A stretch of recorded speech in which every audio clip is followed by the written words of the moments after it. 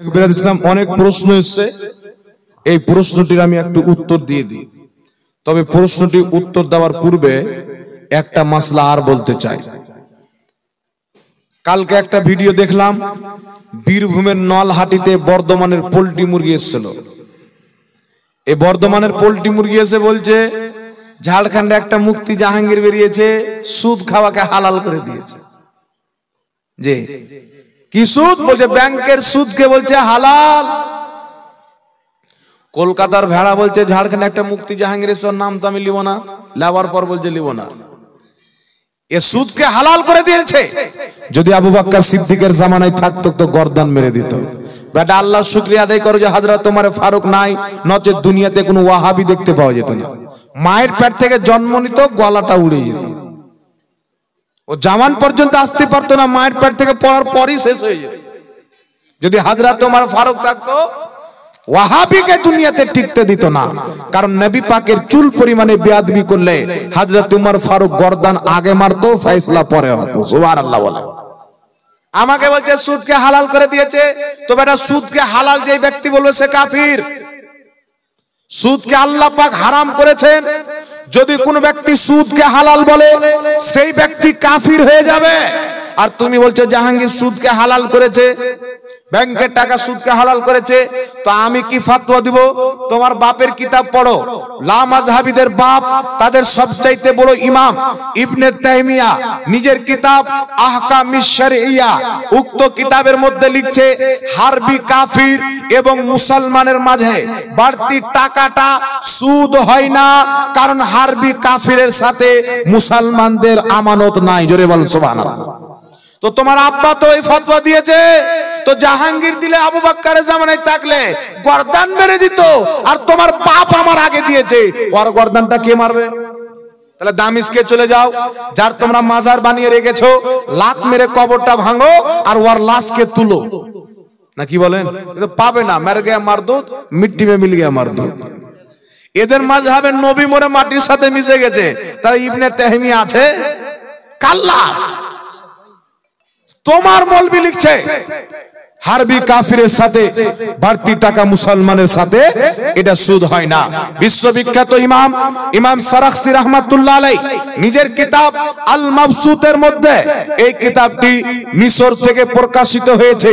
উক্ত কিতাবের মধ্যে বিশ্ববিখ্যাত ইমাম, বিশ্ববিখ্যাত তাবেঈ, বিশ্বস্ত ইমাম হযরতে মাকহুল রাদিয়াল্লাহু তাআলা আনহু থেকে বর্ণিত, তিনি বলতেছেন আল্লাহর নবী সাল্লাল্লাহু আলাইহি ওয়াসাল্লাম বলেছেন হারবি কাফিরের সাথে বাড়তি টাকা মুসলমানদের জন্য সুদে গণ্য হবে না। আর জোরে হবে না সুবহানাল্লাহ।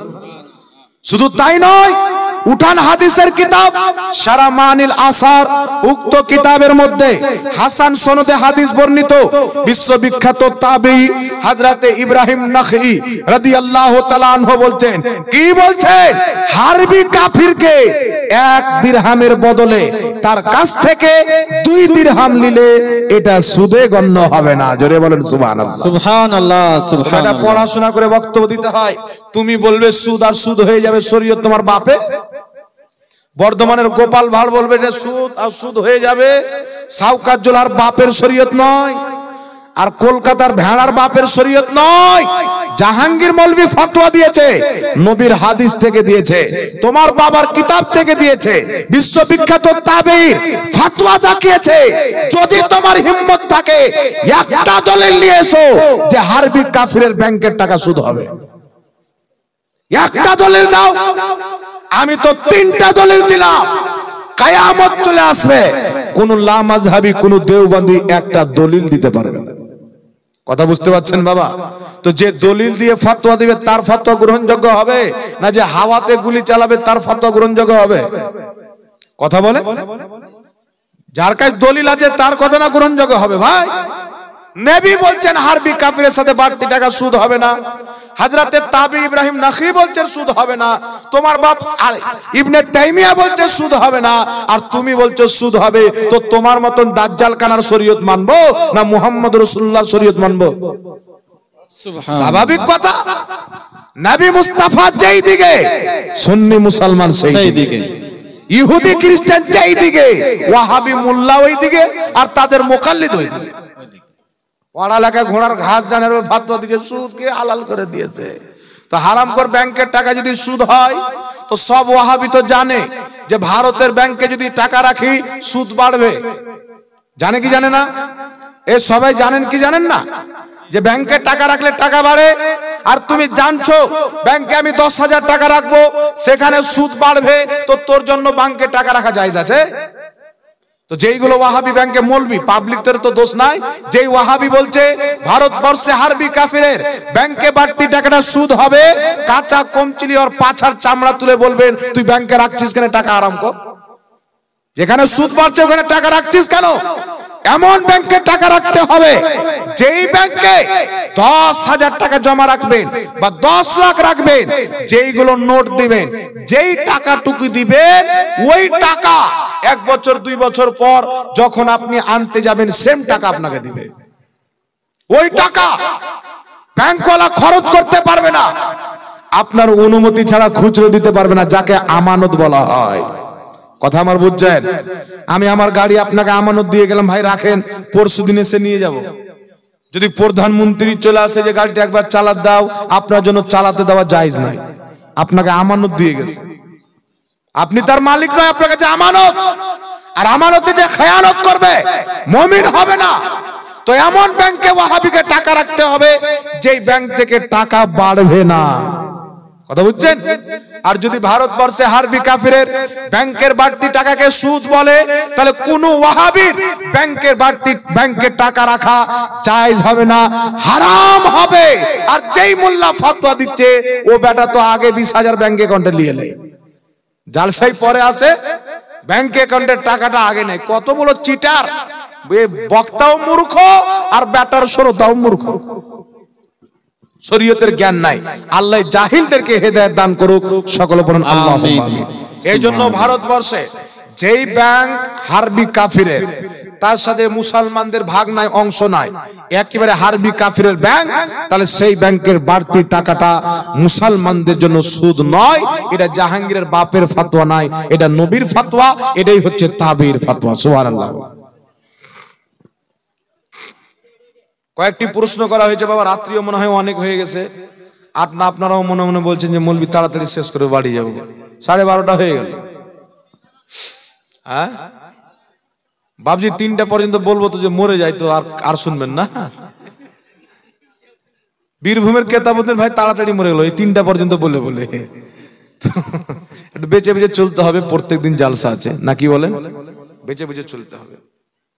আসসালামু আলাইকুম। ওয়ালাইকুম আসসালাম ওয়া রাহমাতুল্লাহি ওয়া বারাকাতুহু। হুজুর, জানার বিষয় যে নবীর ওসিলা দেওয়া জায়েজ, কিন্তু পীরের ওসিলা কেন দেব, এই বিষয়ে একটু আলোচনা করবেন। মনে রাখবেন, নবীর ওসিলা দেওয়াও জায়েজ, আর নবী পাকের প্রিয় উম্মত, আল্লাহ পাকের মুকাররাব বান্দা, মুকাররাব মানে যারা বেশি করে ইবাদত করে, নিজের খহিশকে আল্লাহর সামনে কুরবান করে আল্লাহ পাককে খুশি করেছেন, নেকি কামিয়ে তাকওয়া পরহেজগারি অর্জন করে মুত্তাকি হয়েছেন, তাদের ওসিলা দিয়েও দোয়া করা সহিহ হাদিস দ্বারা প্রমাণিত। জোরে হবে না সুবহানাল্লাহ? সুবহানাল্লাহ। কিতাবটির নাম হচ্ছে সহিহ বুখারী। আল্লাহর নবীর ইন্তিকালের পর হযরতে আব্বাসকে নিয়ে সাহাবায়ে কেরাম পাহাড়ের উপরে গিয়ে দোয়া করছেন, আল্লাহ এতদিন তোমার নবীর ওসিলা দিয়ে দোয়া করতাম, তুমি আমাদেরকে বৃষ্টি দিতে, আজকে তোমার নবীর চাচার ওসিলা দিয়ে দোয়া করছি, বৃষ্টি দাও। সুবহানাল্লাহ। নবী পাকের চাচা হযরতে আব্বাসের ওসিলা দিয়ে দোয়া করেন, আল্লাহ বৃষ্টি দিলেন, সহিহ বুখারীর হাদিস। তাহলে নবী পাকের চাচা উনি কি নবী না আল্লাহর ওলি? জোরে বলে। প্রত্যেক সাহাবা আল্লাহর ওলি। তাহলে বুখারী হাদিস থেকে প্রমাণ হলো নবীর ওসিলা জায়েজ, নবী ওয়ালারও ওসিলা জায়েজ। সুবহানাল্লাহ, সুবহানাল্লাহ, সুবহানাল্লাহ। এই জন্য ইমাম ইবনে হিব্বান আস-সিকাত কিতাবের মধ্যে লিখেছেন, ইমাম রাজালি নবী পাকের বংশের লোক, সৈয়দ ঘরানার লোক। ইমাম রেজালি রাহমাতুল্লাহ রাদিয়াল্লাহু তাআলা আনহু, ইমাম ইবনে হিব্বান আস-সিকাত কিতাবের মধ্যে লিখছেন, লা মাযহাবিরা কিতাবটিকে সৌদি আরব থেকে ছাপিয়েছে যে ইমাম রাজালির মাজারে তার ওসিলা দিয়ে যারা দোয়া করে আল্লাহ পাক তাদের দোয়া মুহূর্তের মধ্যে কবুল করে নেয়, ফিরিয়ে দেয় না। জোরে বলুন সুবহানাল্লাহ। সুবহানাল্লাহ। এই জন্য ইমাম সাহাবী রাহমাতুল্লাহ আলাইহি সিয়ার আলামিন নুবালা লা মাযহাবিদের মাকতাবা সৌদি আরব থেকে ছাপা হয়েছে। ইমাম সাহাবী বলছেন, আদ-দুআ মুস্তাজাবুন ইনদা কুবুরিল আম্বিয়া ওয়াল আউলিয়া, ওলিদের কবরে তাদের ওসিলা দিয়ে যে দোয়া করা হয় সেটাও আল্লাহর দরবারে কবুল হয়। নবীদের কবরে তাদের ওসিলা দিয়ে যে দোয়া করা হয় সেটাও আল্লাহর দরবারে কবুল হয়ে যায়। সুবহানাল্লাহ সুবহানাল্লাহ। এজন্য সাহাবায়ে কেরাম হযরত আমির মুআবিয়ার ওসিলা দিয়ে দোয়া করেছেন, ইবনে আব্বাসের ওসিলা দিয়ে দোয়া করেছেন, সহিহ হাদিস দ্বারা প্রমাণিত। এই জন্য কোন আল্লাহর নেক বান্দা হক্কানি পীর ভণ্ড নয় যে মুরিদকে সাজদা করাবে, ও তো জুতাখোর, পীর কি করে হলো? সাজদা একমাত্র আল্লাহকে হবে। তবে কদম বসি যায়, এই কথা মনে রাখবেন। লা মাযহাবি বেরিয়েছে, নবী পাক বলেছেন কিয়ামতের পূর্বে দাজ্জাল কানা আসবে, আর ওই দাজ্জাল কানার একটা চোখ হবে, একটা চোখ হবে না। কথা বুঝতে পারলেন? একটা চোখ হবে আর একটা চোখ হবে না। নবী পাক বলছেন ওই আসল দাজ্জাল আসার পূর্বে কিছু মানুষ রূপী দাজ্জাল আসবে। দাজ্জালুনা কাজ্জাব, মানুষ রূপী দাজ্জাল আসবে। এই মানুষ রূপী দাজ্জাল কারা? এই মানুষ রূপী দাজ্জাল হচ্ছে যারা বলতে চায় নবীর ওসিলা চলবে না, ওলির ওসিলা চলবে না, আর হাদিসের অপব্যাখ্যা করে, সুন্নাতকে বিদআত, সুন্নাতকে শিরিক বলে। নবী সাহাবীর সুন্নাতকে কেউ যদি শিরিক বলে তার ঈমানটা থাকবে? এই যে দাজ্জাল কাজ্জাব ঘুরছে আহলে হাদিস নাম দিয়ে, দেওবন্দি নাম দিয়ে, একটু আমার দিকে লক্ষ্য করেন, শুনেন। বাংলাদেশের মাটিতে কিছু আলিম ওলামা আছে, কিছু তো বাংলাদেশে বক্তা আছে, আছে না এরকম? বাংলাদেশের মাটিতে হাসির কথা বলি না বাবা, এই মৌলবীরকে লজ্জা শরম কিছু নাই। বলছে আমরা সুন্নি আর জিকির করছে সিন্নি। জিকির করার ঢং নাই তো স্টেজে জিকির কেন করবো? এই আবার কি জিকির রে বাবা? কালকে কে বলো ধর সালাকে, ধর সালাকে, এটাও জিকির হয়ে যাবে? এরকম ভণ্ড ট্রাক, শয়তানের মার্কেট থেকে ভণ্ড ট্রাক আসছিল, আর বাংলাদেশে যেমন এসে উল্টে আমাদের ভারতে আসেনি। আলহামদুলিল্লাহ সব ভণ্ড ওখানে পাওয়া যায়। তো বাংলাদেশে হক্কানি আলিম আছে আহলে সুন্নাত ওয়াল জামাতের, আলহামদুলিল্লাহ। একজন আলিম আছে, আমি নামটা বলছি না, এই আলিম একটা মাদ্রাসায় ঢুকছে, তো মাদ্রাসায় বাচ্চারা তার পা ধরে সালাম দিচ্ছে, পা চুমুন দিচ্ছে আর সালাম দিচ্ছে। তো অনেক লা মাযহাবী ইহুদি খ্রিস্টানদের ঘুমটা মাথায় দিয়ে বলছে শিরিক, ওই যে কদম বসি হারাম, তো শরীয়ত তোর বাপের নাকি যে হারাম? দলিল দাও। আর আমরা দলিল দিচ্ছি, উঠাও। ইবনে মাজাহ শরীফের মধ্যে সহিহ হাদিস, আল্লাহর নবী সাহাবায়ে কেরাম কদম বসি করেছেন, হাতকেও চুমুন দিয়েছেন। জোরে বলুন সুবহানাল্লাহ। সুবহানাল্লাহ। এখন বলে সাহাবা নবীর হাতকে চুমুন দিয়েছেন, কদমকে চুমুন দিয়েছেন, পীর সাহেবের দিয়েছেন, অন্য লোকের দিয়েছেন, জিহাদ দিয়েছেন। কিতাবটির নাম আল আদাবুল মুফরাদ, লেখকের নাম ইমাম বুখারী, হাদিসের কিতাব। সেই কিতাবের মধ্যে সহিহ সনদে হাদিস নিয়েছেন আহলে হাদিসদের বড় আব্বা আলবানী পর্যন্ত হাদিসটিকে আবু দাউদের টিকায় হাসান বলেছেন। হযরতে আলীর সামনে তিনার চাচা হযরতে আব্বাস যখন আসতেন, হযরতে আলী নিজের ঠোঁট লাগিয়ে তিনার পাউকেও চুমুন দিতেন, তিনার হাতকেও চুমুন দিতেন। সুবহানাল্লাহ। সুবহানাল্লাহ। কদমকেও চুমুন দিতেন, হাতকেও চুমুন দিতেন। তো কি বোঝা গেল? বাপ বা বাপ মা বা বাপ সমতুল্য ব্যক্তি বা ওস্তাদ, শিক্ষক বা হক্কানি পীর মাশায়েখ, এদের হাতকে পাউকে চুমুন দেওয়া হযরতে আলীর সুন্নাত। সুবহানাল্লাহ। সুবহানাল্লাহ। আরে জাহিলের বাচ্চা বলছে শিরিক। তো যেই কাজটা কোরআন হাদিস দ্বারা, সহিহ হাদিস দ্বারা প্রমাণিত, এটাকে শিরিক বলে আহলে হাদিস হবে না আহলে আবু জেহেল হবে? কথা বলে আহলে নার, আহলে ইয়াহুদ। আল্লাহর কসম খেয়ে বলি কোনদিন তারা আহলে হাদিস হতে পারে না, আহলে খাবাসাত। আল্লাহ জাতিকে বাঁচাক এই জাহিল টুপিওয়ালা শয়তানদের ফিতনা থেকে। সকলে পড়ুন আল্লাহুম্মা আমিন। এইজন্য পৃথিবীর মুসলমান নবীর ওসিলাও জায়েজ, হক্কানি আল্লাহর নেক বান্দা পীর বলেন আর ওলি বলেন, তাদের ওসিলাও ইসলামে জায়েজ আছে। আসসালামু আলাইকুম। ওয়ালাইকুম আসসালাম রহমতুল্লাহ বরকাতুহু। ওয়ালাইকুম আসসালাম। হুজুর, আমার জানার বিষয় হলো মৃত্যু ব্যক্তিকে দাফন করার পর তার কবরের পাশে দাঁড়িয়ে আজান দেওয়া যাবে কিনা? ফুকাহায়ে কিরাম মৃত্যু ব্যক্তিকে দাফন করার পর তার কবরের পাশে দাঁড়িয়ে আজান দেওয়াকে মুস্তাহাব লিখেছেন। সুবহানাল্লাহ বলেন। সুবহানাল্লাহ। আল্লাহর নবী বলছেন, যখন মুর্দাকে দাফন করা হয় তার কবরে শয়তান আসে। কে আসে? শয়তান এসে তাকে পথভ্রষ্ট করে, ইদিক উদিক করে, যেন উত্তর না দিতে পারে।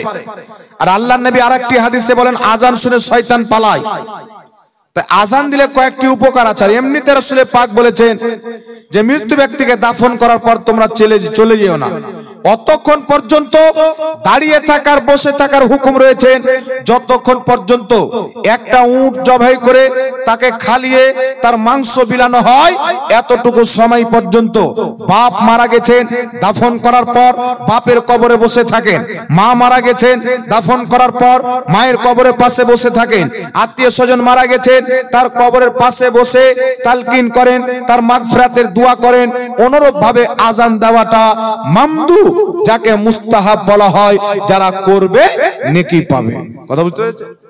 ইমামুল ফুকাহা ইমাম ইবনে আবিদিন শামী রাহমাতুল্লাহ আলাইহি নিজের কিতাব ফাতাওয়া শামীর মধ্যে উক্ত আমলটিকে মুস্তাহাব বলেছেন।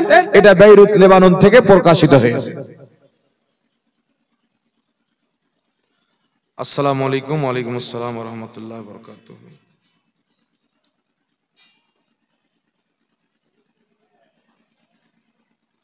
আসসালামু আলাইকুম। ওয়ালাইকুম আসসালাম। হুজুর, একটা জানার বিষয় যে মসজিদের ইমামকে যে বেতন দেওয়া হয় তাতে ইমাম খুশি না হলে কি ওই ইমামের পিছনে নামাজ হবে? তাহলে ইমাম সাহেব যদি এটা মনে করে যে আমি যদি খুশি না হই তাহলে আমার পিছনে তো নামাজ হবে না, তাহলে নামাজ পড়াই জায়েজ হবে না। আবার কথা বুঝতে পারছেন? তাহলে ইমামতি করাই জায়েজ হবে না। আমি যদি জানি যে আমার পিছনে এদের নামাজ হবে না, তাহলে ওদের ইমামতি করা আমার জন্য জায়েজ হবে? জায়েজ হবে না। তবে মানুষকে বলবো, আমি যারা মসজিদের কমিটি আছে, ইমামের সাথে কোনোদিন জানোয়ারের মতন ব্যবহার করিয়েন না। আল্লাহ মানুষ বানিয়েছেন, মানুষের মতো ব্যবহার করিয়েন। আপনার মেয়ে, আপনার ছেলে স্কুল কলেজ মিশনে পড়াশোনা করে, ইমাম সাহেবের ছেলে মেয়ের পড়ার অধিকার আছে না নাই? ইমাম সাহেব স্বপ্ন দেখে আমার বেটা যেন আলিম হওয়ার পরে ইংলিশে কথা বলে, আরবিতে কথা বলে, বাংলাতে কথা বলে। এইগুলো শিক্ষা অর্জন করতে গেলে খরচের প্রয়োজন আছে। একটা ছেলে মিশনে যদি রাখেন, কমপক্ষে মাসে 5,000 খরচ হবে। আর আপনি ইমামকে বেতন দিচ্ছেন 4,000। আপনার মতন জাহান্নামী কে আছে আর বড়? আপনি তো ইমাম সাহেবের হক মেরে খাচ্ছেন। তো আপনি তো মসজিদের কমিটি নয়, আপনি হচ্ছেন ইমাম সাহেবের দুশমন। না কি বলে? এই ইমাম সাহেবের বেতন কত? একজন ইমাম সাহেব বলছে, হুজুর আমার বেতন হচ্ছে 4,000। তোবা তোবা তোবা। আচ্ছা বলেন তো, এই রানীনগর থানা না কি এটা? রানীতলার মানুষ, আপনারা বলেন তো আব্বা, 4,000 টাকা বেতনের সংসার চলবে?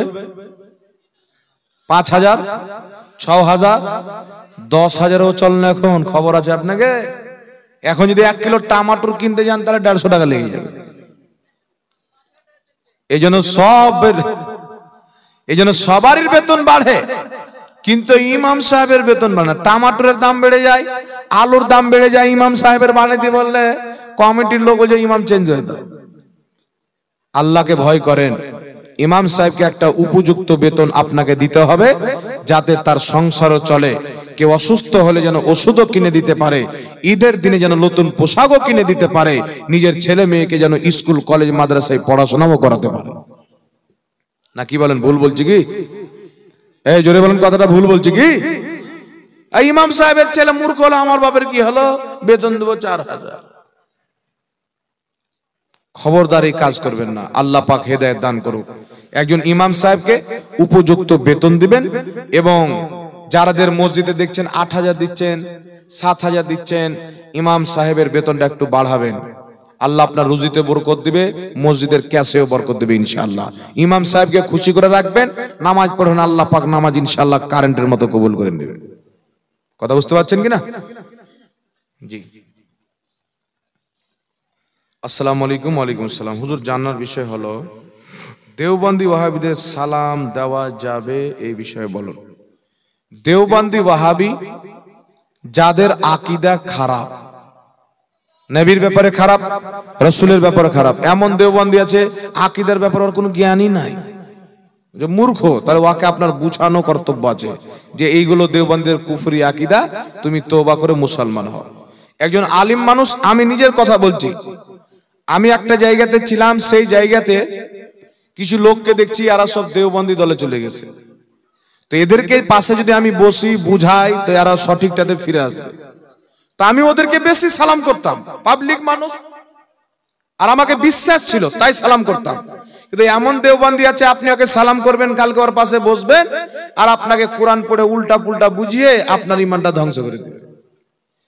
এই জন্য নবী পাক বলেছেন ওয়ালা তুজালিসুম, তার পাশে বসিও না, সালাম দিও না, মরে গেলে জানাজার নামাজও পড়িও না। তো তার আকীদা কুফর পর্যন্ত পৌঁছে গেছে, এমন দেওবন্দি ওয়াহাবিকে সালাম দেওয়া জায়েজ নয়। তারা যদি আপনাকে সালাম দেয় তার উত্তর হলো ওয়া সালামুন আলা মানিত্তাবাউল হুদা। কি উত্তর হবে? সালামুন আলা মানিত্তাবাউল হুদা। এটা ওয়াহাবি দেওবন্দিদের সালামের উত্তর। এর অর্থ হচ্ছে সালামতি তাদের জন্য যারা হেদায়েতের প্রতি কায়েম আছে। কথা বুঝতে পারলেন? এই উত্তরটা দিলেন। আসসালামু আলাইকুম হুজুর। ওয়ালাইকুম আসসালাম। একটা জানার বিষয় যে শাবে বারাতে রোজা রাখা ও হালুয়া রুটি করা যাবে কি যাবে না একটু বলবেন। রোজার ব্যাপারটা তো বলে দিলাম, বললাম কি বললাম না? রোজার ব্যাপারটা বলে দিয়েছি। হালুয়া রুটি, কোন ওয়াহাবি যদি বলে হালুয়া রুটি খাওয়া যাবে না, তাহলে দু চারটা গরু ধরে ওর মুখে পেশাব করিয়ে দিবেন। কারণ ওয়াহাবিদের ধর্মে গরুর পেশাব, ছাগলের পেশাব, মুরগির পেশাব এগুলো সব হচ্ছে পাক। ছাগলের লাদি, গরুর লাদ, তারপর আপনার মুরগির পাখানা, এগুলো ওয়াহাবিদের কিতাবে, ওয়াহাবিদের ধর্মে হালাল। ওয়াহাবিদের গুরু ওয়াহিদুজ্জামা হাদিয়াতুল মাহাদি কিতাবের মধ্যে লিখছে যেইগুলো পশু পাখির মাংস হালাল, তার পেশাব পাখানাও হালাল। কথা বুঝতে পারছেন?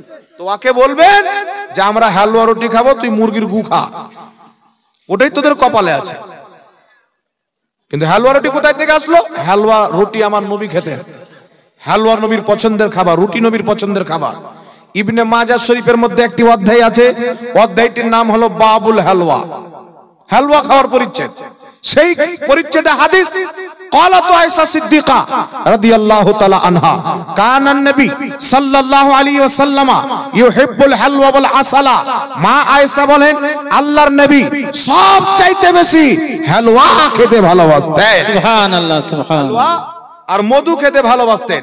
সুতরাং শাবে বারাতের একটি ফজিলতপূর্ণ রাত দিন মনে করে কোন ব্যক্তি মুমিন মুসলমান যদি হালুয়া রুটি করে, যে রাত্রিটি ফজিলতপূর্ণ রাত্রি, দিনটি ফজিলতপূর্ণ, এই রাত্রিতে আল্লাহ বান্দার গুনাহ ক্ষমা করে। সুতরাং আজকে যে খাবারটা খাবো নবীর ভালোবাসার খাবার, পছন্দনীয় খাবার হালুয়া রুটি খাবো, এটা শুধু জায়েজ নয় বরং ভালো। কথা বুঝতে পারছেন?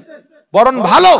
তবে কেউ যদি এটা মনে করে যে হালুয়া রুটি না করলে শাবে বারাত হয় না, তাহলে এটা হলো মূর্খাম। শাবে বারাতের জন্য হালুয়া রুটি নয়, হালুয়া রুটি হবে নবী মুস্তাফা পছন্দ করতেন তাই। কথা বুঝতে পেরেছেন?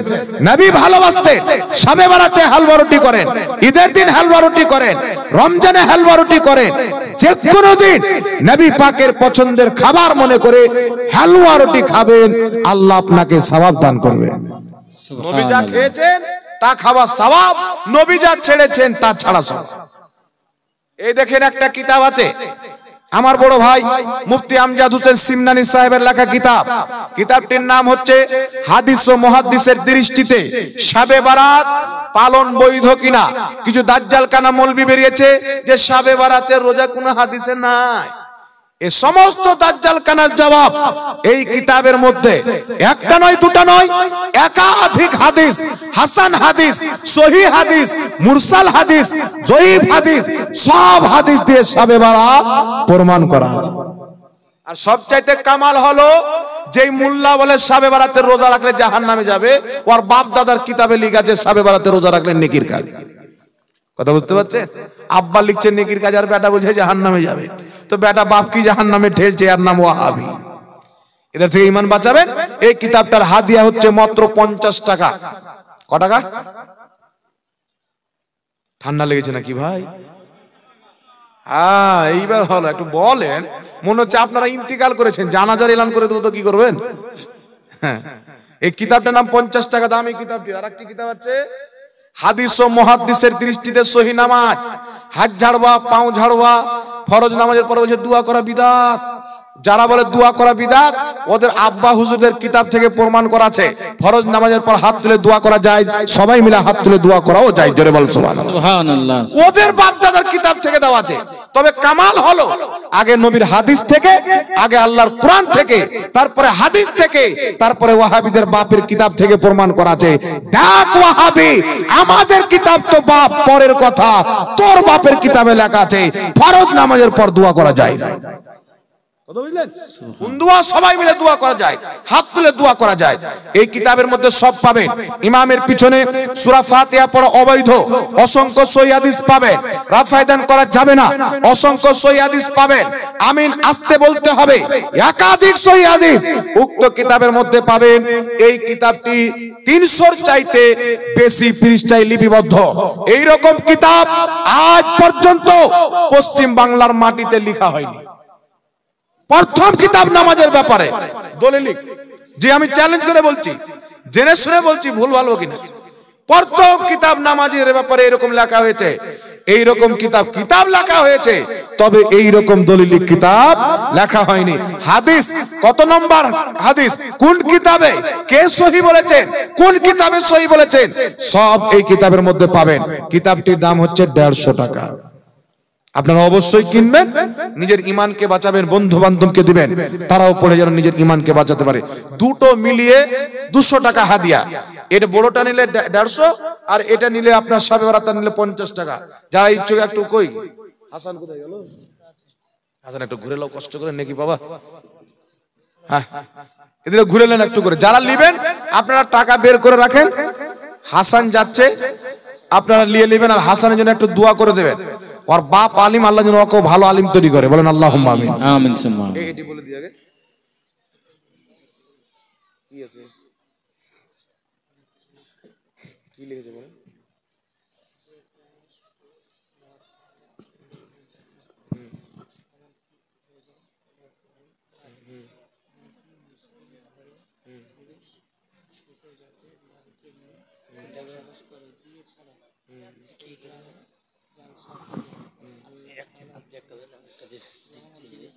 আচ্ছা ঠিক আছে দেন। হুজুর একটা জানার বিষয় হলো, এটা তো হয়ে গেল। আসসালামু আলাইকুম। ওয়ালাইকুম সালাম। ফজরের সুন্নাত নামাজের নিয়ত নাই, এক বক্তা বলেছে, সঠিক কি জানাবেন? কিছু মূর্খ বক্তা বেরিয়েছে, এরা বলতে চায় নিয়ত মুখে করা বিদআত। তবে ফুকাহায়ে কেরাম, মুহাদ্দিসিনে কেরাম বলছেন মুখে নিয়ত উচ্চারণ করা হচ্ছে মুস্তাহাব। ইমাম হাসান রাদিয়াল্লাহু তাআলা আনহু বলছেন ইমাম নিয়ত মুখে উচ্চারণ করা সুন্নাত বা মুস্তাহাব। ইমামুল্লাহ আলী কারি মিশকাতে সারা মিরকাতের মধ্যে লিখেছেন নিয়ত মুখে উচ্চারণ করা হচ্ছে মুস্তাহাব, অন্তরের নিয়ত হচ্ছে ফরজ, মুখে উচ্চারণ করা হচ্ছে মুস্তাহাব। সুতরাং কেউ যদি মুখে উচ্চারণ করে, মুখে উচ্চারণ করারও সওয়াবটা পাবে। কথা বুঝতে পেরেছেন? এই জন্য ফজরের নামাজ নয়, প্রত্যেক নামাজের নিয়ত মুখে উচ্চারণ করা হচ্ছে মুস্তাহাব। কারণ রাসূল পাক বলেছেন যার অন্তর আলাদা, বলছে মুখ আলাদা। মানে মুখে বলছে আমি নামাজ পড়তে যাচ্ছি আল্লাহর জন্য, আর অন্তরে আছে আমি নামাজ পড়ছি, মানুষ যেন আমাকে নামাজি বলে। তাহলে নামাজি চিটার নামাজি হলো কি হল না? দুই মুখী হলো কি হল না? অন্তর আলাদা, মুখ আলাদা, দুই মুখী। আর দুই মুখী ব্যক্তিকে আল্লাহ পছন্দ করে, জোরে বলেন, দুই মুখী ব্যক্তিকে আল্লাহ পছন্দ করে না। তার জন্য সালফে সালেহিনগণ, আহলুল ইলমগণ, মুহাদ্দিস ফকিহগণ তারা বলেছে মুখে নিয়ত উচ্চারণ করা। অন্তরে আছে আমি নামাজ পড়তে যাচ্ছি, জোহরের 4 রাকাত নামাজ, মুখে উচ্চারণ করে দিল, অন্তর মুখ এক হয়ে গেল, আল্লাহ তার নিয়তে খুশি হয়ে গেল। এই জন্য মুখে নিয়ত উচ্চারণ করা মুহাদ্দিসদের ইসলামে মুস্তাহাব, জাহিলদের ইসলামে বিদআত। আপনি জাহিলের ইসলাম নেবেন না মুহাদ্দিসদের ইসলাম নেবেন, আপনার ব্যাপার। এখানে একটি প্রশ্ন করা হচ্ছে, আসসালামু আলাইকুম। ওয়ালাইকুম আসসালাম ওয়া রাহমাতুল্লাহি ওয়া বারাকাতুহু। যে ব্যক্তি এইভাবে প্রশ্ন করেছেন, আমার মনে হয় ওর খুব রাগ হয়েছে। বুঝতে পারছেন? মানে প্রশ্ন করার নিয়ম বাপ মা শিখায়নি, অভদ্রর মতন প্রশ্ন করেছে। এখানে প্রশ্ন করেছেন যেই গ্রামে সুদ মদ গাঁজা 24 ঘন্টা, এমন কি যে রোজা খোলার পরেও খায়, মানে 24 ঘন্টা সুদ মদ গাঁজা খেতেই থাকে। তো যে প্রশ্ন করেছে ভদ্রলোক না অভদ্রলোক? জি, প্রশ্ন করার নিয়ম আছে। কোন সমাজকে এইভাবে ছোট নোংরা করে প্রশ্ন করাটা কি ঠিক? কথা বলেন। এটা তো বলতে পারে যে আমাদের এলাকায় বা অমুক এলাকায় বা কোন দেশে মানুষ দারু পান করে, সুদ খায়, জিনা করে, বিভিন্ন নোংরা কাজ করে, তাহলে এইগুলো এলাকাতে কি জালসা করলে কি রহমত হবে? তো জালসা করি না, তাহলে গান দাও। এখানে যে 6 ঘন্টা 7 ঘন্টা বসে আপনারা আল্লাহ আল্লাহ রসুলের জিকির গুণগান শুনলেন, এই 6-7 ঘন্টা গাঁজা থেকে বাঁচলেন, মদ থেকে বাঁচলেন, জুয়া থেকে বাঁচলেন, হারাম থেকে বাঁচলেন, নেকির কাজে লিপ্ত থাকলেন, উপকার হলো কি হলো না? উপকার হলো। অনেক কিছু শিখলেন, উপকার হলো কি হলো না? তো রহমত হলো, তাই তো উপকার হলো। তো যেই গ্রামে গাঁজাখোর মদখোর মাতাল বেশি, ওই গ্রামে জালসা করতে হবে বেশি। কথা বুঝতে পারছেন? বেশি করতে হবে। যেই গ্রামের নামাজি আছে, রোজাদার আছে, ওই গ্রামটা একবারে জান্নাতের টিকিট পেয়ে নিয়েছে, তো জালসা করার দরকার কি আছে? যেই গ্রামে শয়তানি আছে, ওই গ্রামে তো বেশি করে জালসা করতে হবে, নাকি বলেন? জি, তো অবশ্যই জালসা করলে রহমত হবে। এই জালসার উসিলাতে কেউ না কেউ ইনশাআল্লাহ শুধরাবে।